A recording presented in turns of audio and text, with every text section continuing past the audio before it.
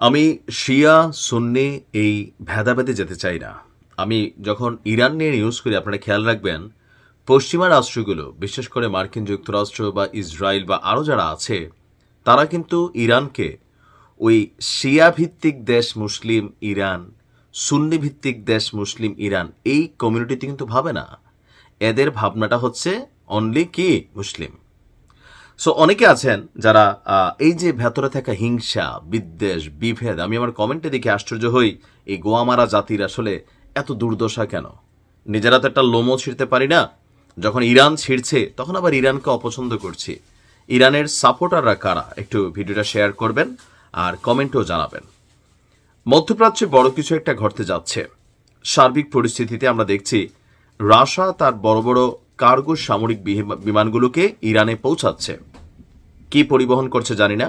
অপরদিকে মার্কিন যুক্তরাষ্ট্র মধ্যপ্রাচ্যে তাদের যে সকল ঘাঁটি আছে আরব মিত্ররা তাদের সেখানে সামরিক সেনা উপস্থিতি মেশিনারিজ বাড়াচ্ছে। ঠিক এই মুহূর্তে সে ইরানের যে রাজধানী তেহরান, ইরানের রাজধানীকে তেহরান থেকে সরিয়ে নেওয়ার আহ্বান জানিয়েছে দেশটির প্রেসিডেন্ট মাসুদ পেজেশকিয়ান। কি ঘটতে যাচ্ছে? জনমনের প্রশ্ন, হঠাৎ করে কেন ইরান সরকারের এমন সিদ্ধান্ত? এখন আমরা যতটুকু মাসুদ পেজেশকিয়ানের মুখে পাবলিকলি শুনছি, তিনি বলছেন যে ইরানের রাজধানী তেহরানকে দক্ষিণ দিকে বিশেষত পারস্য উপসাগরীয় উপকূলে সরিয়ে নেওয়া ছাড়া আর কোনো বিকল্প নেই। কেন হঠাৎ করে বক্তব্য? তার বক্তব্য, অতিরিক্ত জনসংখ্যার চাপ, ভয়াবহ পানি সংকট এবং ভূমিধসের কারণে এই পদক্ষেপ জরুরি। দ্য গার্ডিয়ানের এক প্রতিবেদনে এই তথ্য সামনে এসেছে। তিনি বলছেন যে গত বছরই ইরানের সর্বোচ্চ নেতা আয়াতুল্লাহ তিনি আপনার রাজধানী তেহরান থেকে সরিয়ে আপনার অন্য জায়গায় নেওয়ার জন্য যে আলোচনা ছিল সেখানে সর্বোচ্চ নেতা পজিটিভ সাপোর্ট দিয়েছেন।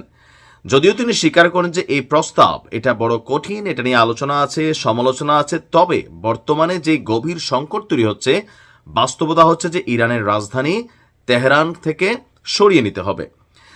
পেজেশকিয়ান জানান, তেহরান, কারাজ এবং কাজভিন এলাকায় ভয়াবহ পানি সংকট চলছে, যা সহজে সমাধান সম্ভব নয়।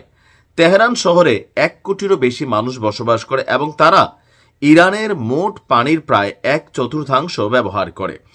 এখন এগুলা হচ্ছে তাত্ত্বিক বক্তব্য, তাত্ত্বিক। তিনি জনগণের সামনে এখানে যেই কমন সমস্যাগুলো আছে সেগুলো প্রকাশ করছেন। ভূগর্ভস্থ যে পানি আছে সেটা দ্রুত ফুরিয়ে যাচ্ছে এবং আপনার কি বলা হয়েছে, ঘন বসতির কারণে এখানে যে কোনো ধরনের যুদ্ধ লাগলে অথবা শত্রু রাষ্ট্র কর্তৃক যে কোনো হামলা হলে মুহূর্তের মধ্যেই লাখো লাখো মানুষের প্রাণ ঝরে যাবে।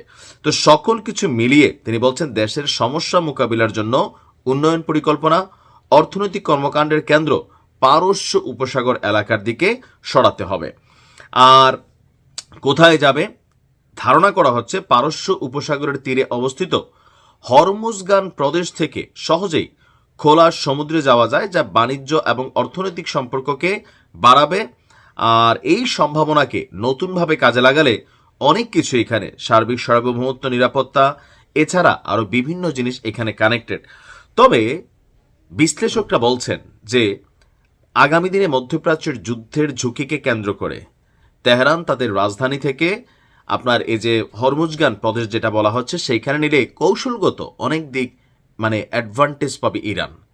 এখন যেইভাবে ভালো হয় সেইভাবে করা দরকার। তো বাংলাদেশ নিয়ে আমাদের বক্তব্য, বাংলাদেশে ঢাকা শহরে যত কোটি মানুষ বসবাস করে, গিজি অবস্থা ভাই। আমাদেরও মনে হয় যে রাজধানীকে বিকেন্দ্রীকরণ করতে হবে। বিকেন্দ্রীকরণ মানে সারা বাংলাদেশে যত কিছু আছে সব রাজধানী ঢাকা। সারা বাংলাদেশ থেকে প্রতিদিন মানুষ সেখানে চাপ নিচ্ছে। একটা শহর মানে কি পরিমাণ নোংরা, তারপর হচ্ছে যে সিস্টেমিক লেস অবস্থানে আছে সেটা ঢাকাতে যারা বসবাস করেন তারা কিন্তু বোঝেন। তা আমাদেরও কার্যকরী পদক্ষেপগুলো চিন্তা করা দরকার, অদূর ভবিষ্যতের কথা চিন্তা করে যে যেভাবে মানুষ বাড়ছে আগামী কয়েক বছর পরে ঢাকাতে পায়ে হেঁটে চলা যাবে কিনা। যাই হোক, ইরান যেটা করবে আশা করি ভালোর জন্যই করবে। আমি সাপোর্ট করি এই সিদ্ধান্তগুলোকে। ভালো থাকুন।